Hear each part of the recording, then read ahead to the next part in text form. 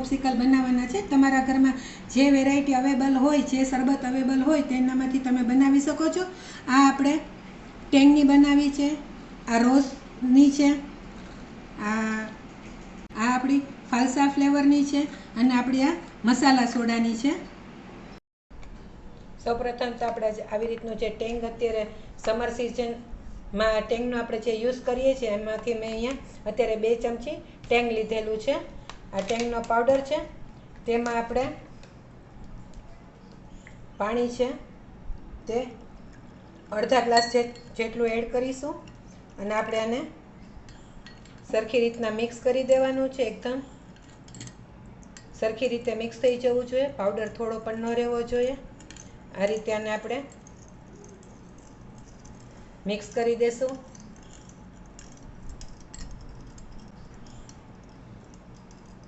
Pose કર્યું। આ સરસ રીતે મિક્સ થઈ ગયું છે। પછી આપણે આવી રીતનો એક મગ આવે છે તે લઈ લેશું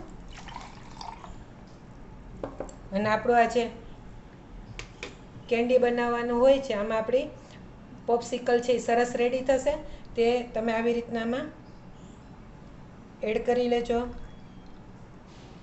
એક ફ્લેવર આપણે આ બનાવી છે, હવે આપણે બીજી ફ્લેવર બનાવશું। અહીંયા મેં 2 ચમચી રોઝ સિરપ છે, રોઝ સિરપ લીધું છે આપણે રૂ અફઝાનું। તમને તમારા ઘરે જે અવેલેબલ હોય તે તમે લઈ શકો છો। મેં અહીંયા રૂ અફઝાનું લીધેલું છે। એમાં આપણે સિરપમાં થોડુંક અડધા કપથી પણ ઓછું પાણી એડ કરીશું અને આને આપણે એકદમ એકરસ મિક્સ હલાવી દેવાનું છે।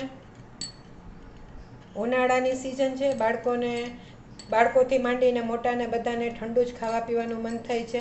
તમે આવી રીતના પોપ્સિકલ બનાવીને રેડી કરી શકો છો। હવે આપણે તેને આવી રીતના મગમાં લઈ લેશું અને આપણે બીજી ફ્લેવર રોઝની છે તે બનાવી છે।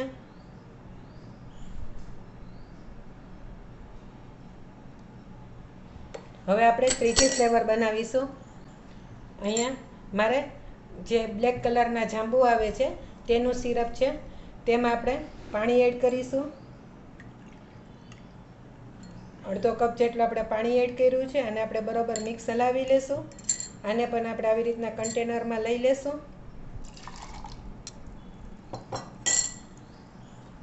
અને ત્રીજી ફ્લેવર આપણે કાળા જાંબુ એટલે આનો કાલા ખટ્ટા જેવો ટેસ્ટ આવશે તે આપણે કરીશું।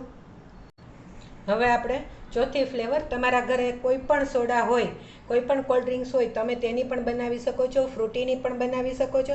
મારા ઘરે અત્યારે જલજીરા સોડા છે, તેની હું એક પોપ્સિકલ્સ બનાવીશ। આનો ટેસ્ટ ખૂબ જ સરસ આવે છે, એકવાર જરૂરથી બનાવવાની ટ્રાય કરજો।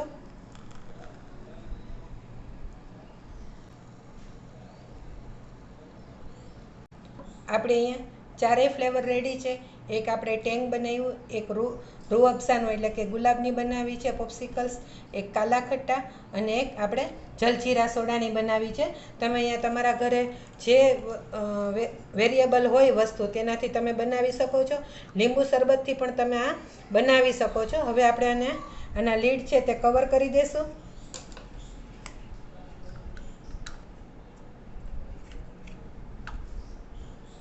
અને આપણે આને ફ્રીઝરમાં 7 થી 8 કલાક અથવા તો તમે ઓવરનાઇટ આને આપણે ફ્રીઝરમાં સેટ થવા રાખી દેશું।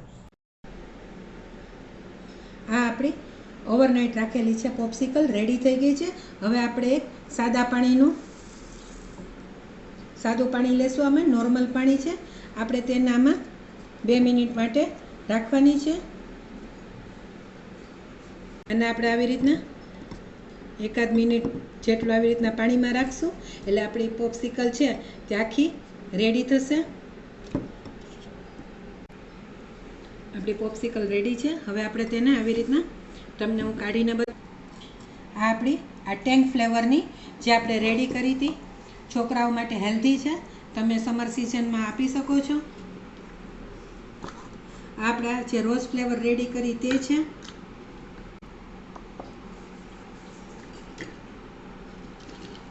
આ આપણી ફાલસા ફ્લેવરની તે પણ હું તમને અહીંયા બતાવું છું અને આપણે આ જે જીરા મસાલા સોડાની રેડી કરી તે છે। આપણી આ ચારેય પોપ્સિકલ રેડી છે, ઇન્સ્ટન્ટ બની જાય તેવી.